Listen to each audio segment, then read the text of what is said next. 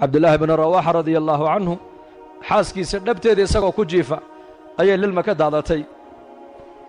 markaasay aragto way la oyday iyadiina markaasuu indhaha kala qaado wuxuu ku yidhi maxaad la ooyaysaa markaa bay tidhi dee adoo ooyey un baan ku arko anna waan kula ooyey bay tidhi markaasuu anigu waxaan xasuustay kalaamka ilaahay tabaaraka wa tacaala fii suurati maryam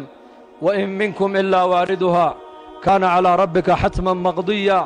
ثuma nunaji aladiina اtaqow wanadaru الظaalimiina fiiha jithiya anu waxaan xasuustay qowlka ilaahay uu ilaahay leeyahay mid kastoo ininka naga mida ma jiro hadduu jirase jahannamo ayuu ku aroori doonaa baa ilaahay yidhi ثuma intaa kadibna nunaji aladiina اtaqow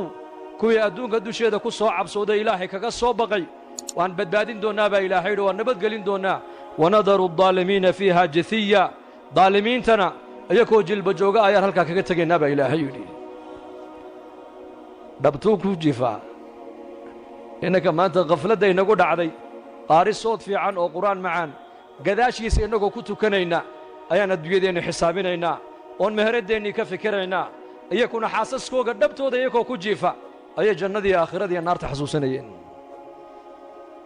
deenbaa nin sheekhoo maalin darsi marinaya ayaa xadiidkii wuxuu markaa ardayda u dhigayey waxaad tidhahdaan reerihiinna markaad la galmoonaysaan ducadaa xasuusta nebiga ayaa yidhi akhristee bismi illaah allaahuma jannibna ashayطaan allaahuma jannibna ashayطaan wajannib ashayطaana maa rasaqtana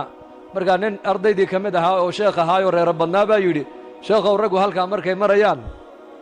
besinkaba ma haleelaan buu yidhi iska daa ducadaasi halkaas xaaskiisii